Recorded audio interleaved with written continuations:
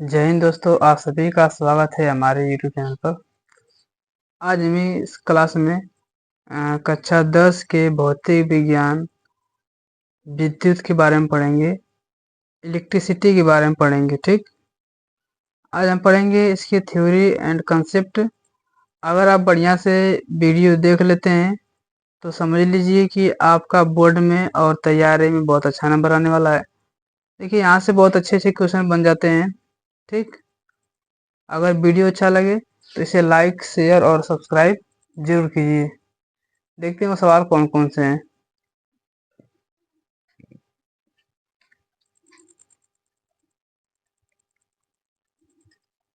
देखिए हमें पढ़ना है, देखिए अभी इसमें पढ़ना है, चैप्टर का नाम विद्युत है।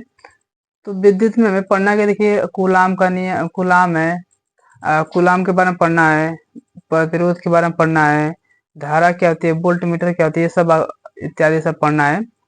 तो इसको हम लोग मतलब कि सीक्वेंस वाइज में पढ़ेंगे। पहले हम लोग पढ़ेंगे आवेश क्या होता है। देखिए आवेश होता क्या है। आवेश देखिए क्या होता है। आवेश इसको कहा जाता है चार्ज, CHARG। देखिए ये किसी भी परमाणु का एक मूल कण है। ठीक, मतलब क्या है कि मूल कण का मतलब क्या है कि मूल कण मतलब मूल माने समझ सीख सकते हैं कि इसी से मान बनता है कोई आवेश, चार्ज।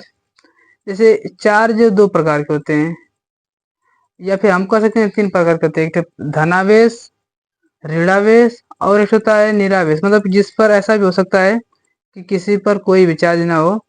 तो ये परमाणु का मूल कण होता है। ठीक, आप लोग को नीचे दिख रहा होगा। ठीक, आप लोग को यहाँ नीचे दिख रहा होगा, लिखा है कि आवेश परमाणु का एक मूल कण है जो धनात्मक में भी हो सकता है और ऋणात्मक भी हो सकता है। ठीक, ये दोनों हो सकता है।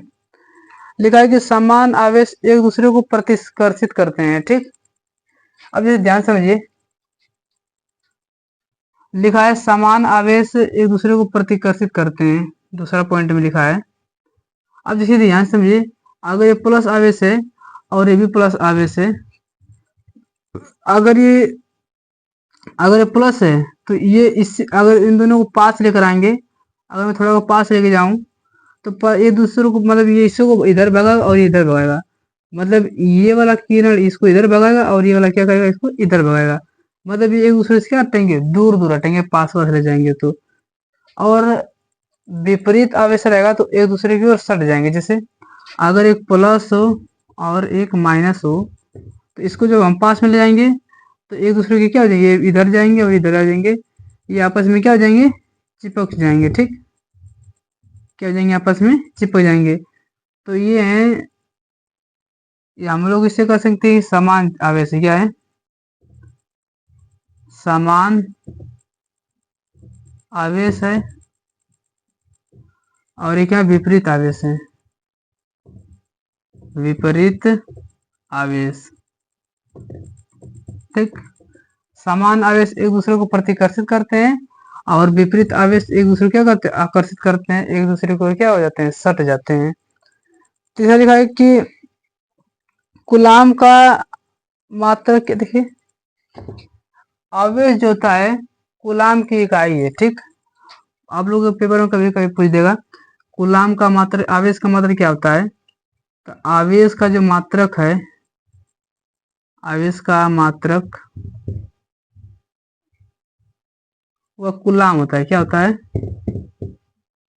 कूलाम होता है। ठीक, और कूलाम पर बताएं कि धनावेश और ऋणावेश दोनों चार्ज हो सकता है। ठीक, अब देखिए एक कूलाम पर धनावेश और ऋणावेश हो सकता है। ठीक,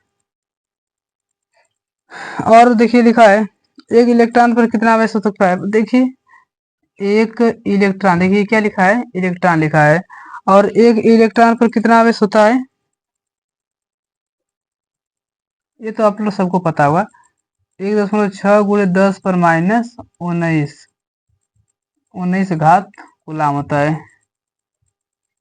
-19 घात कूलाम होता है। क्या होता है, कूलाम होता है। एक इलेक्ट्रॉन पर कितना आवेश होता है, 1.6 × 10 पर -19 घात से कूलाम होता है। ठीक, और एक एक और ध्यान देखिए, एक कूलाम में इलेक्ट्रॉन एक कूलाम आवेश में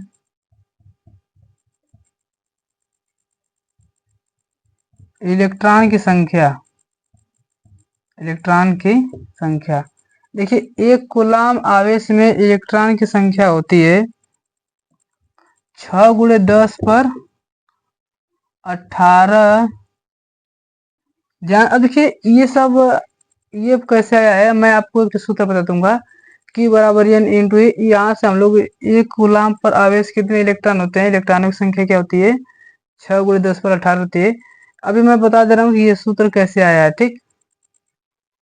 अब देखिए, हम लोग एक सूत्र पढ़ते हैं, एक नोट बना के रखेंगे। हम लोग यहाँ पर पढ़ने विद्युत के बारे में ना, इलेक्ट्रिसिटी है। देखिए, मैं एक बड़ा देर आपको सूत्र बता दे रहा हूँ, एक नोट बना के लिखेंगे, इसको याद रखेंगे नोट में। ये फॉर्मूला है, सूत्र होता है Q बराबर N इंटू E। क्या होता है, N इंटू E। और Q का मतलब होता है आवेश।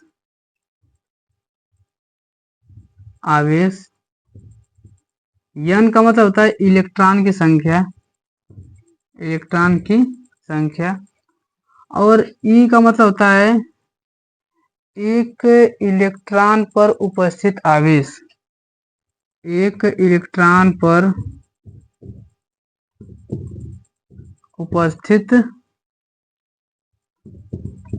आवेश होता है। क्या होता है, एक इलेक्ट्रॉन पर उपस्थित आवेश। अब सवाल में है कि एक कूलाम पर कितने आवेश होते हैं, ठीक। जैसे एक कूलाम में इलेक्ट्रॉनों की संख्या, जैसे मैंने बताया ना कि 6 × 10 पर 18 बताया था मैंने अभी, वो सूत्र ऐसे आता है। जैसे एक कूलाम पर, तो सवाल में कूलाम एक कर दिया था, तो यहाँ पर एक रखेंगे बराबर इलेक्ट्रॉनों की संख्या निकाला है, पूछा है। और एक इलेक्ट्रॉन पर कितना होता है, 1.6 × 10 पर -19 घात होते हैं कान। इसको सॉल्व करेंगे तो हमें वो मिलता है, तो हमें वो इतना करने की जरूरत नहीं पड़ेगी। हालांकि बहुत कम जरूरत पड़ेगी, या फिर ना के बराबर जरूरत पड़ेगी। तो हम लोग इतना याद नहीं रखेंगे, हम लोग सीधे सूत्र याद रखेंगे।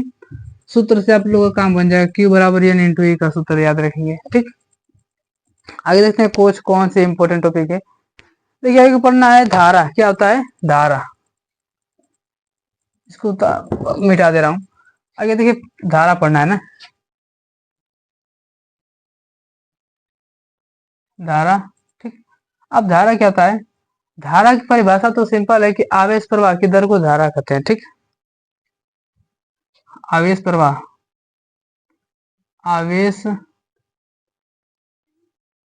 की दर, आवेश प्रवाह की दर विद्युत धारा कहलाती है, ठीक। धारा जो होती है कि आवेश प्रवाह की दर क्या कहलाती है, धारा कहलाती है। जैसे इसको I से दर्शाते हैं, तो I बराबर क्या होता है, आवेश प्रवाह की दर मतलब Q/T हो जाना चाहिए। आवेश, देखिए जब कभी भी दर आ जाए ना, तो दर का मतलब होता है समय, बटा में क्या कर देंगे, समय कर देंगे, ठीक। तो आवेश प्रवाह की दर को कहा जाता है, ठीक। ये हमारा एक नया फॉर्मूला बनता है, I बराबर Q/T। अब इसमें I का मतलब देखिए, इसका जो मात्रक होता है, ध्यान समझिए। अगर मैं मात्रक लिखने जाऊं, तो आवेश का मात्रक हो गया कूलाम हो गया, और बटे का मतलब प्रति, और समय का मतलब होता है सेकेंड। क्या होता है, कूलाम प्रति सेकेंड होता है। इसका मात्रक हम लिख सकते हैं, या फिर मिली कूलाम प्रति सेकेंड, या फिर माइक्रो सेकेंड हो सकता है। तो वो ज्यादा जरूरत नहीं है, एनसीईआरटी में दिया, लेकिन कभी उतना इम्पोर्टेंट नहीं है। और एक अन्य मात्रक होते हैं, ध्यान समझिए। आवेश का मात्रक, धारा का मात्रक होता है एम्पियर। क्या होता है, एम्पियर। क्या होता है, एम्पियर। तो धारा के बारे में समझाया। आपसे कभी कभी सवाल में कहेगा कि धारा का मान दे, पूछेगा, आवेश का मान दिया रहेगा, और समय देगा कि इतने सेकेंड तक, इतने मिनट में कर सकती है। और इतना याद रखिए कि जो टी का मान है, मिनट में नहीं रखना है। कितने लोग सवाल में जैसे आएगा 5 मिनट में इतना कितना धारा बहेगा, तो 5 का गुणा करते हैं, नहीं 5 मिनट का मतलब क्या, उसको सबसे पहले सेकंड में बदलेंगे क्योंकि ये सेकंड के हिसाब से सूत्र लगा है, ठीक। तो 5×36 मतलब 300 सेकंड आ जाएंगे, हमें उस हिसाब से सवाल लगाना होता है, ठीक। देखते हैं आगे आगे कौन से कॉन्सेप्ट बचे हमारे।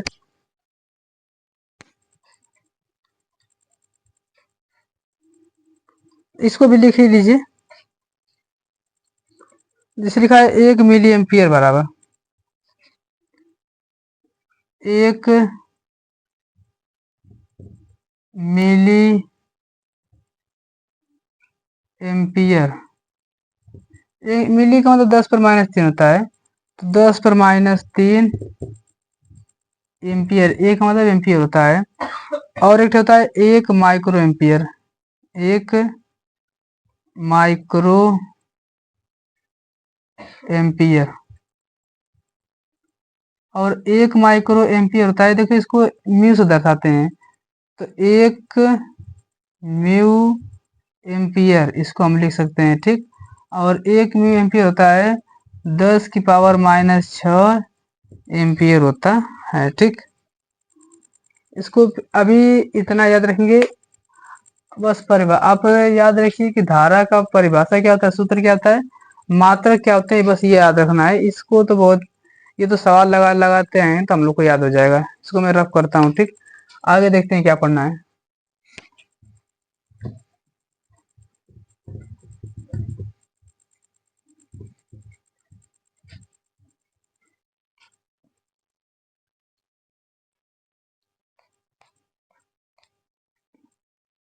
देखिए लिखा है धारा को एमिट,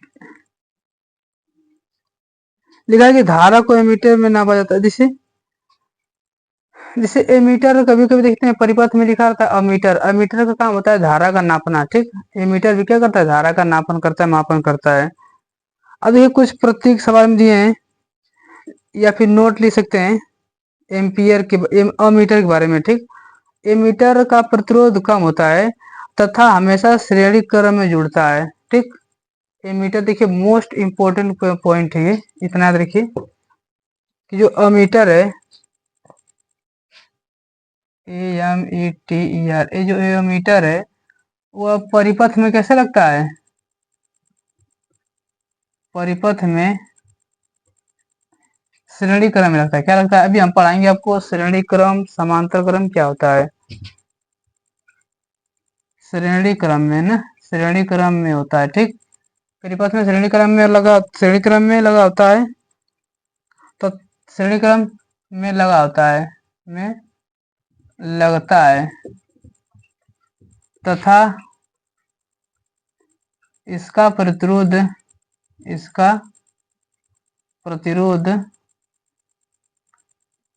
क्या होता है, कम होता है। क्या होगा, कम होगा ना कि ज्यादा होगा, इसका प्रतिरोध कम होता है ना, कम होता है।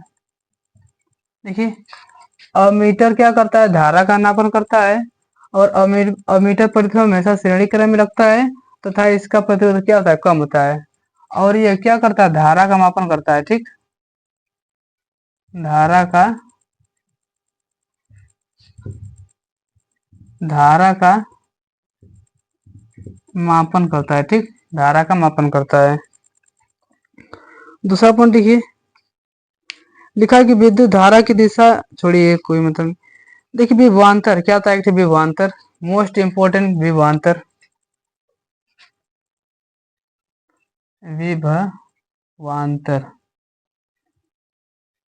देखिए विभवांतर का सूत्र क्या होता है, V बराबर W बटा Q होता है, ठीक। तो V बराबर W बटा Q क्या होता है, ध्यान समझिए। V बराबर W बटा Q। अच्छा Q को हम लोग बड़ा Q, हमेशा स्मॉल Q नहीं लिखेंगे, बड़ा हमेशा कैपिटल Q लिख रहे हैं, तो हम इसको भी क्या लिखेंगे, कैपिटल Q लिखेंगे। देखिए V बराबर W बटा Q क्या मतलब क्या है, कि किसी आवेश को किसी एक स्थान से दूसरे स्थान तक, या फिर अनंत से एक स्थान से दूसरे स्थान तक लाने में जो कार्य करना पड़ता है, और उस आवेश की मात्रा के अनुपात को हम क्या कहते हैं, विभवांतर कहते हैं, ठीक। यदि हम Q का मान 1 रख दें तो जो हमें कार्य करना पड़ेगा वही हमारा क्या होता है, वोल्ट हो जाता है, वही हमारा क्या होगा, विभवांतर हो जाएगा। तो मैं इसकी परिभाषा थोड़ा सा देखिए लिखा है आप लोग को, कह रहा है कि एकांक आवेश को एक बिंदु से दूसरे बिंदु तक लाने में किया गया कार्य हमारा क्या करता है, विभवांतर कहलाता है। मतलब एक बिंदु से मान लीजिए कोई वस्तु है यहाँ पर रखिए, मान लीजिए यहाँ पर वस्तु है क्यू है, ठीक, और इसको यहाँ पर लाए हम लोग, ठीक, अब इसको किसी तरह लाए हम लोग, इसी तरह लाए, तो ये क्यू यहाँ पर आया, तो यहाँ से लेके यहाँ तक मुझे कुछ ना कुछ कार्य करना पड़ेगा, बिना कार्य का तो कोई काम होगा नहीं। तो इस क्यू को यहाँ तक लाने में हमें जो जो कार्य करना पड़ता है और इस आवेश का मान जितना भी उसके, जितना हम कार्य करेंगे और जितना हमारा आवेश रहेगा, दोनों के अनुपात को हम क्या करते हैं, विभवांतर करते हैं, ठीक। तो इसका ये विभवांतर V बराबर W बटा Q, इतना याद रखिए, मोस्ट इंपोर्टेंट सूत्र है। इसका मात्रक याद रखेंगे, ध्यान समझेंगे। W का मतलब क्या है, कार्य, और कार्य का मतलब क्या होता है, जूल। तो इसका मतलब होता है जूल, और बटे का मतलब प्रति, और Q का मतलब होता है कूलाम, का मतलब क्या कहते हैं, ये आवेश कर देंगे, कूलाम हो जाएगा, जूल प्रति कूलाम हो जाएगा। ये तुम्हारा पहला मात्रक हो गया। दूसरा मात्रक होता है इसका विभवांतर का मात्रक वोल्ट होता है, क्या होता है, वोल्ट। और ये क्या करता है, विभवांतर वोल्ट की गणना करता है, किसका गणना करता है, इसलिए कहा 220 वोल्ट, हम लोग भारत में 220 वोल्ट प्रति घर चलता है, 50 हर्ट्ज और 220 वोल्ट चलता है। देखिए ये सब जितने सवाल हैं, अगर आप तैयारी भी करेंगे रेलवे एसएससी की तैयारी, तो ये सब सवाल यहाँ से डायरेक्ट छप जाते हैं। उस समय हमें आने का न कारण ये क्या है कि हमें ये फॉर्मूले याद नहीं होते बढ़िया से, तो एक ही बार पढ़िए और बढ़िया से कॉपी बनाइए, ताकि आप लोग को ज़्यादा समझ में आ जाए। इसको मैं रफ कर दे रहा हूँ, ठीक।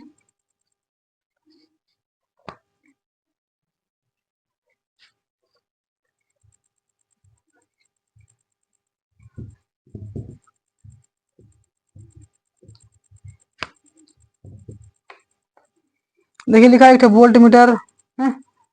वोल्ट मीटर क्या है, अच्छा वोल्ट मीटर वही है ना, वोल्ट, वो वोल्ट मीटर भी वही वोल्ट नापने का करता है।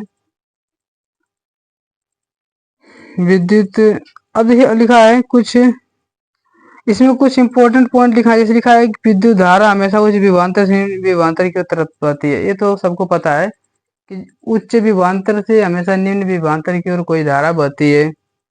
विद्युत, अब देखिए अब कुछ प्रतीक हैं, देखिए आप लोग को एक चार्ट दिख रहा होगा, उस प्रतीक को आप लोग याद रखेंगे, ठीक। उस प्रतीक को मैं बता दे रहा हूँ एक बार, यहाँ पर लिखा है, देखिए यहाँ पर हमारा अवयव लिखा है, अवयव है, और हमारा यहाँ पर प्रतीक लिखा है, क्या लिखा है, प्रतीक लिखा है, ठीक। यहाँ पर सेल लिखा है, क्या लिखा है, विद्युत सेल, विद्युत सेल, इसको याद रखेंगे। विद्युत सेल लिखा है, इसको इस तरह बनाया है। अभी जब हम लोग को, आप लोग को हम पढ़ाएंगे समांतर क्रम श्रेणी क्रम में ना, तो ये सेल इसी तरह हम बनाएंगे, उसमें सवाल न्यूमेरिकल में, बैटरी अथवा सेलों का संयोजन, बैटरी का समायोजन, संयोजन हम लोग कैसे जोड़ेंगे, वही अगर श्रेणी में समांतर में जोड़ा रहेगा तो यहाँ पर लिखा है, इस तरह बना दिया गया, तो हम भी इस तरह बना देंगे।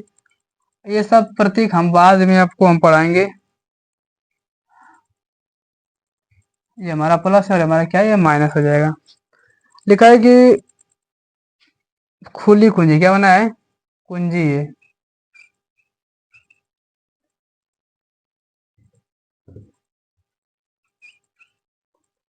कुंजी।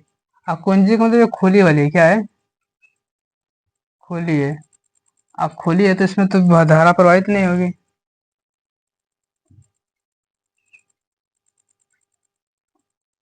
प्लस में। देखिए आप लोगों को तो काफी बड़ा दिख रहा होगा, मैं आपको बता दे रहा हूँ कि इसमें कौन कौन से इंपॉर्टेंट है। देखिए विद्युत बल्ब वाला एक याद रखिए, विद्युत बल्ब, विद्युत बल्ब। अब देखिए मैं जब सवाल पढ़ाऊंगा तो मैं ये चित्र वहां पर बनाऊंगा तो सवाल समझ में आएगा कि ये बल्ब मतलब ये बल्ब बना गया है, वो इस तरह बना गया है थोड़ा,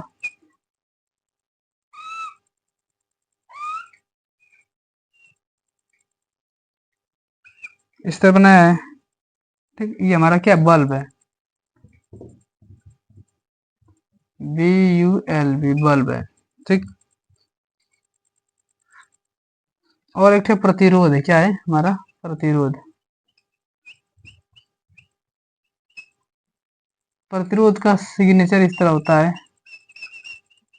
ठीक, और ये हमारा रेजिस्टेंस होता है, प्रतिरोध होता है। हम लोग श्रेणी क्रम समांतर क्रम जोड़ेंगे प्रतिरोध को तो हम इसी तरह कुछ फिगर बना देंगे। ठीक,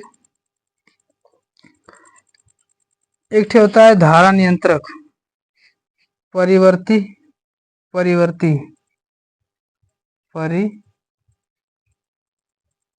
परिवर्तीय प्रतिरोधक है, क्या है प्रति, अभी हम पढ़ाएंगे कि प्रतिरोधक प्रतिरोध होता क्या है, या फिर इसको कहा जाता है धारा का नियंत्रक। क्या कहा जाता है इसे, धारा नियंत्रक। और धारा के नियंत्रक का शकल जो होता है इस तरह होता है, इसको इस तरह तीर बना दिया गया है। ठीक, या फिर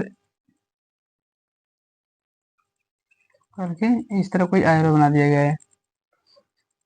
एक होता है अमीटर,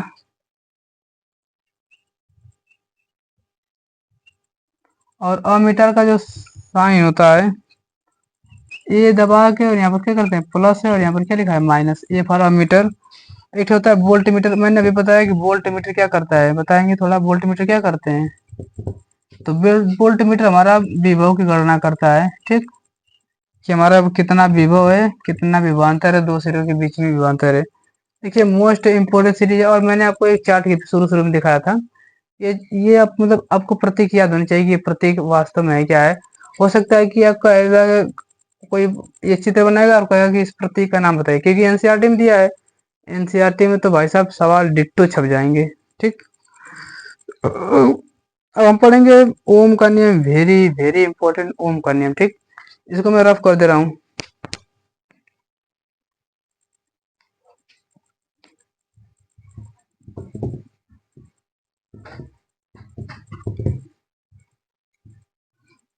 हम पढ़ेंगे ओम्स लॉ, ओम का नियम। अब देखिए क्या है ओम का नियम,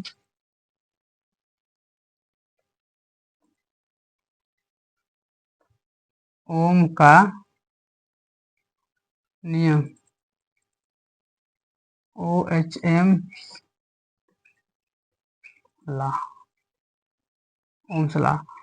this is the very very important.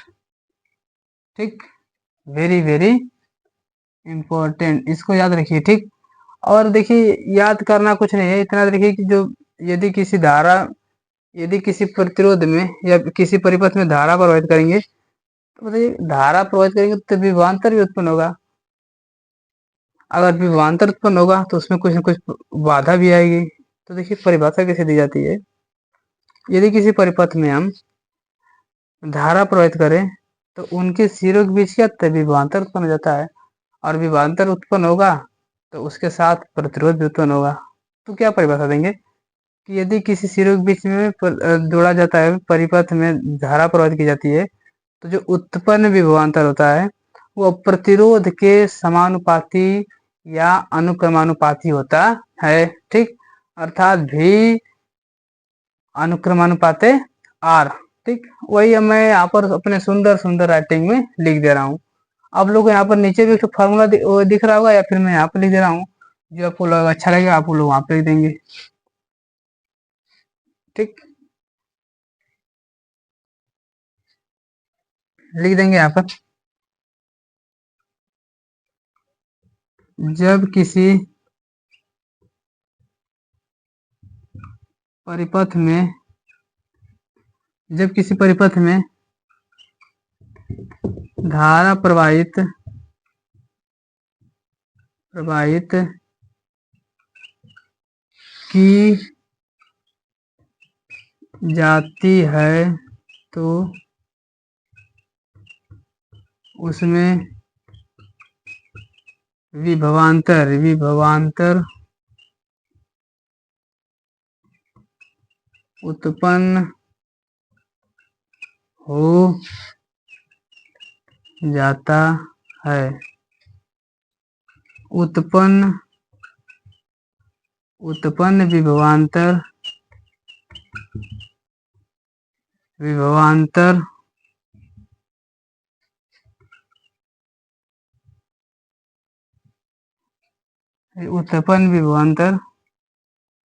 उत्पन्न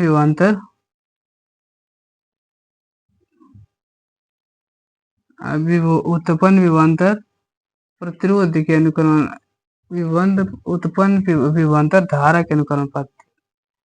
जब किसी परिपथ में प्रयोग की जाती है तो उसमें उत्पन्न विभवांतर धारा के अनुक्रमानुपाती होती है। धारा के अनुक्रमानुपाती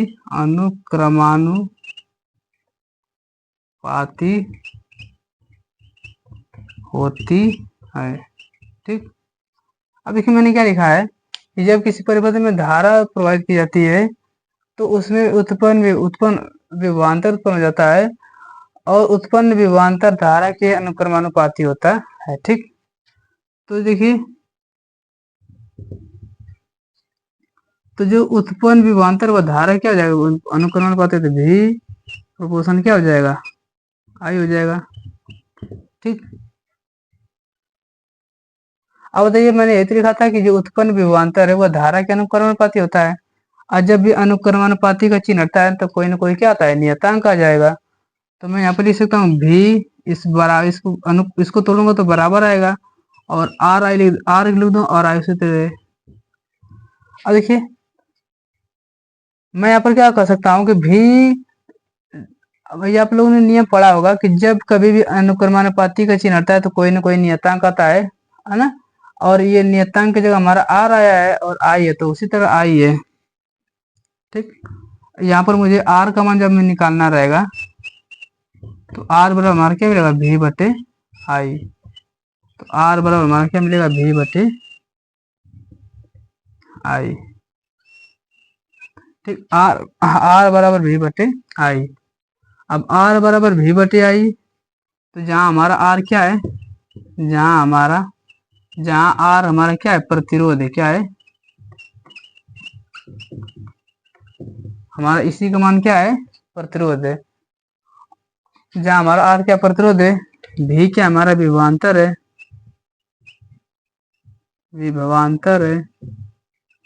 ठीक, और आई क्या हमारा धारा है, क्या है हमारा धारा। अब this is the most important question कि जब किसी परिपथ में धारा उत्पन्न की जाती है तो उसमें विभवांतर उत्पन्न हो जाएगा, और जो उत्पन्न विभवांतर व धारा क्या हो जाता है, अनुक्रमानुपाती हो जाता है। मैंने वही लिखा है।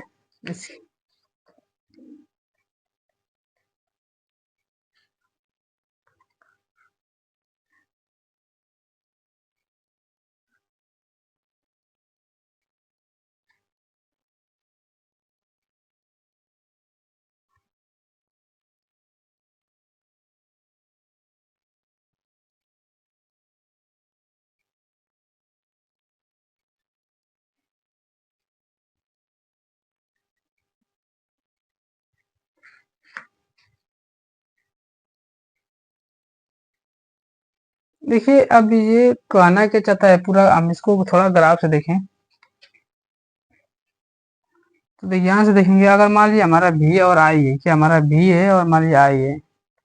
अब देखिए भी और आई में क्या है, अनुक्रमानुपाती का चिन्ह है, मतलब भी का मान बढ़ाएंगे तो आई का मान बढ़ेगा और आई का मान बढ़ाएंगे तो भी का मान बढ़ेगा।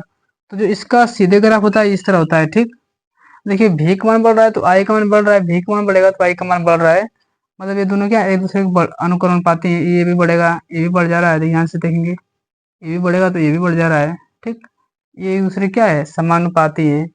अब बताइए ध्यान से, अब मतलब प्रतिरोध होता क्या, देखिए ध्यान से, प्रतिरोध माने होता है रुकावट, मतलब जो धारा को थोड़ा सा रोक जैसे मान लीजिएगा अगर हम किसी तार में 10 एम्पियर की धारा प्रवाहित कर रहे हैं तो वह 10 एम्पियर की न प्रवाहित होकर के वो बल्कि क्या कर रहा है, 9 एम्पियर का धारा प्रवाहित कर रहा है। तो 1 एम्पियर क्या हो रहा है हमारा, तो जो 1 एम्पियर मेरा कम हो रहा है या फिर 1 एम्पियर कम जा रहा है, वह तार का प्रतिरोध है। क्या मतलब, वो तार अपने की ओर खींच रहा है, अपनी ओर अपने के लिए ले रहा है। वो थोड़ा सा धारा का क्या कर रहा है, विरोध कर रहा है। तो ये प्रतिरोध वही का काम करता है, ये धारा का क्या करता है, ये विरोध करता है। ठीक, ये विरोध करता है। अब इसका मात्रक क्या होता है, आप ध्यान समझेंगे। इसके बाद हम लोग देखेंगे, यहाँ पर इसको मैं रफ कर दे रहा हूँ, इसको मैं रफ करता हूँ। ठीक, अब देखिए जो आर है, आर का जो मात्रक है, आर का जो मात्रक होता है ओम होता है। क्या होता है, ओम होता है। और ओम का जो साइन होता है वो इस तरह होता है। ठीक, अभी हम लोग सवाल लगाएंगे तो हम इसी तरह ओम बना देंगे। तो ओम का मतलब, देखिए आर का प्रतिरोध का मतलब क्या होता है, ओम होता है इस तरह। ठीक,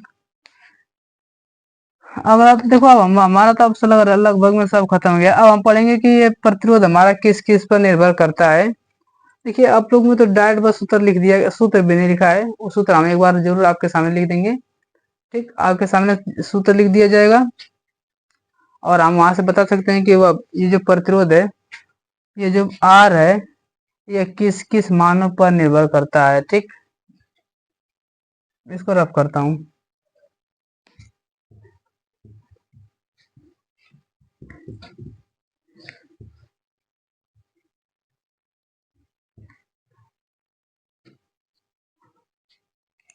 अब पढ़ेंगे प्रतिरोध, प्रतिरोध की निर्भरता ना। आर का मतलब क्या है, रेजिस्टेंस।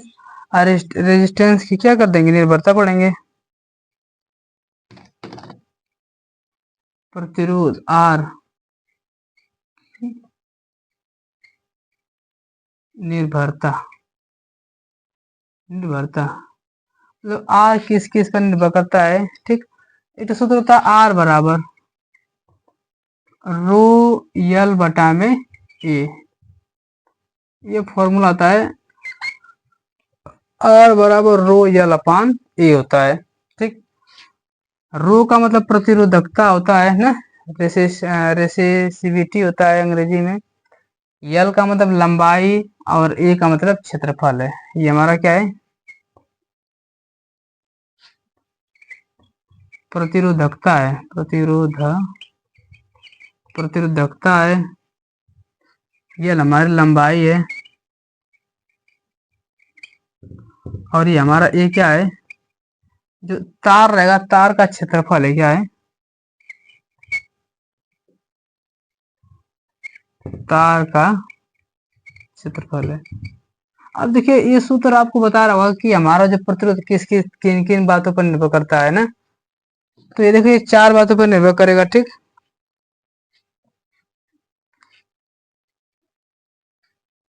अब देखिए यहाँ पर लिख दे रहा हूं मैं। अब देखिए अगर कोई वस्तु लिखा है यहाँ पर, मैं बता दे रहा हूँ। देखिए यहाँ पर आर के साथ ये बटे में लिखा है ना ए। तो जब कोई नंबर या फिर कोई चर या फिर कोई संख्या अगर किसी के बटे में लिखा है, तो ये एक दूसरे के उल्टे होते हैं। क्या होते हैं, उल्टे होते हैं, व्युत्क्रमानुपाती होते हैं।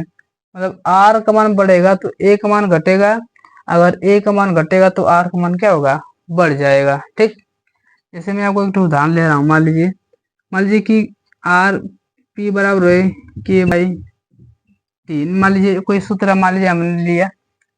तो देखिए इसमें अगर हम निकालें, अगर पी का मान बढ़ेगा तो ये उसके उल्टा में ना, तो टी का मान क्या हो जाएगा, घट जाएगा। अगर टी का मान बढ़ेगा तो पी का मान क्या हो जाएगा, हमारा घट जाएगा। मतलब ये नीचे है तो एक दूसरे क्या हो जाएगा, उल्टे हो जाएंगे। ठीक, लेकिन ये जब सामने वाले की बात आए, सामने वाले की बात, जब P बढ़ेगा तो K भी बढ़ेगा, और जब P घटेगा तो K भी क्या हो जाएगा, घट जाएगा। कहने का मतलब ये है।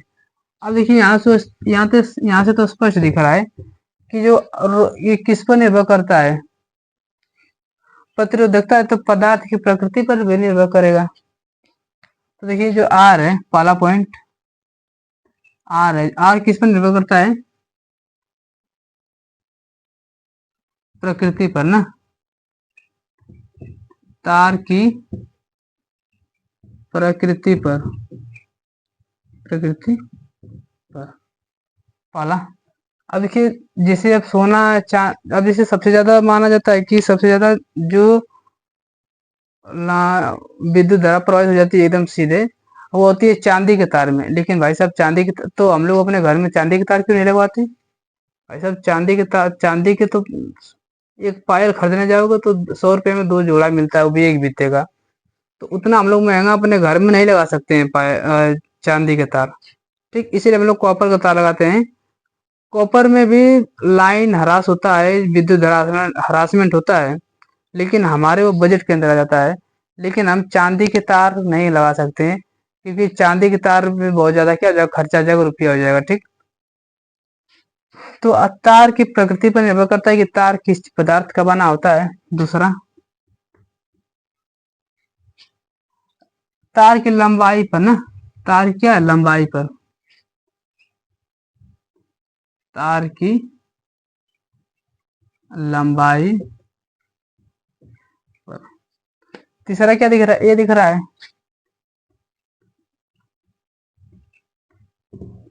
तो तार की, इसको कहा जाता है अनुप्रस्थ काट का क्षेत्रफल। अनुप्रस्थ काट का क्षेत्रफल। ठीक, और क्या होता है, ताप पर निर्भर करता है। किस पर निर्भर करता है? चौथा पॉइंट, ताप पर निर्भर करता है। क्या होता है? ताप पर निर्भर करता है। अब ताप पर निर्भर करने का मतलब क्या है कि यदि तापमान बढ़ाएंगे तो प्रतिरोध बढ़ेगा, तापमान घटाएंगे तो प्रतिरोध क्या होगा, कम होगा। ठीक, इसे देखते हैं कि कभी कभी किसी पदार्थ में या फिर किसी टीबी में जो डायोड लगे होते हैं वो गरम गरम होते होते जल जाते हैं। देखिए, तो देखिए, ताप गर्म होगा तो प्रतिरोध भी गर्म हो जाएगा। अब गरम गरम उसकी क्षमता धीरे धीरे हो सकता है खत्म हो जाए। ठीक, अगला हमारा पॉइंट है ओम मीटर। देखिए, अब ओम मीटर क्या होता है, ये भी एक के मात्रक है। मैं इसको रफ कर रहा हूँ। देखिए, टाइम हो गया है ना, टाइम हो गया है। अभी तो हम लोग को भी एक क्लास और लगेगा। एक क्लास में तो हमारा जो इलेक्ट्रिसिटी है खत्म हो जाएगा। देखिए, अब इसमें अभी हमें पढ़ना है कि प्रतिरोधकता पढ़ना। देखिए, हमने लिखा है ना, कहाँ पर गया ये, प्रतिरोधकता पढ़ाएंगे। प्रतिरोधकता आप कहेंगे कि सर जी इसको यहाँ पर ट्रांसफर कर देंगे तो रो बराबर आर ए अपान एल मिल जाएगा। तो जिसके नीचे आएगा मैं उस पर बता सकता हूँ कि ये देख कर बता सकता हूँ कि इस पर निर्भर करेगा, जैसे उसको देख कर बता दिए। लेकिन ऐसा नहीं है ना, प्रतिरोधकता केवल दो चीज पर निर्भर करती है, वह ताप पर और प्रकृति पर निर्भर करती है। देखिए, वो हम लोग अगले वीडियो में पढ़ेंगे। तो ताप पर और प्रतिरोधकता निर्भर करती है, उसकी परिभाषा क्या होती है हम पढ़ेंगे। एक थे प्रतिरोधों का संयोजन होता है, समांतर क्रम होता है, श्रेणी क्रम होता है। हम पढ़ेंगे कि हमारे घर में जो वायरिंग होती है वह समांतर क्रम में होती है कि श्रेणी क्रम में होती है, कब प्रतिरोध ज्यादा होता है, कब प्रतिरोध कम होता है। हम अपने घर में समांतर क्रम में तार क्यों जोड़ते हैं, टीवी कनेक्शन समांतर क्रम में क्यों होता है, मतलब हमारे घर में समांतर क्रम में होते हैं सभी। वह समांतर क्रम में होने का कारण क्या है? अच्छा, हम लोग 1 महीना लाइट जलाएंगे तो एक एक महीने बाद इतने की हिसाब से दिया जाएगा, तो उसकी बिजली की खपत कितनी होती है, उसका कितना यूनिट गिरेगा। ठीक, और मोस्ट इम्पोर्टेंट सवाल 4 नंबर के आपके पक्के हो जाएंगे कल, वो है सवाल। ठीक, आपको डायग्राम इस तरह बना दिया जाएगा और कहेगा कि इस डायग्राम में ऐसे बना देंगे, और ऐसे ऐसे तो मतलब बहुत डायग्राम इस तरह बनेंगे, कुछ डायग्राम इस तरह बन जाएंगे। आपको कल हम पढ़ाएंगे वीट स्टोन सेतु, पता नहीं चलेगा कि उसमें समांतर क्रम है कि श्रेणी क्रम है। ठीक, लेकिन वो सब पढ़ेंगे अगली वीडियो में। ठीक, आज के लिए बस करते हैं इतना ही। अगर वीडियो अच्छा लगे तो इसे लाइक शेयर और सब्सक्राइब जरूर कीजिए। भाई साहब, जितना मैं यहाँ पर पॉइंट बताया हूँ, सबसे खतरनाक पॉइंट ये वाले होते हैं जो सूत्र के हिसाब से होते हैं। सूत्र की अगर आप तैयारी भी करेंगे ना तो ये सब सवाल उसमें डायरेक्ट छप जाते हैं। मैं खुद तैयारी किया हूँ, मैं खुद इन सब का मतलब बात एक्सपीरियंस किया हूँ। बताइए जब एयरफोर्स जैसा पेपर में सब आ जाते हैं तो मतलब कि छोटे छोटे लेवल में पेपर में क्यों नहीं आएंगे। आप बस बढ़िया से पढ़ जाइए ना, कि एनसीईआरटी वाले सब हैं। चलिए ठीक है, बस करते हैं, आज के लिए इतना ही रहने दीजिए। अगर वीडियो अच्छा लगे तो इसे लाइक शेयर और सब्सक्राइब जरूर कीजिए। धन्यवाद। जय हिंद।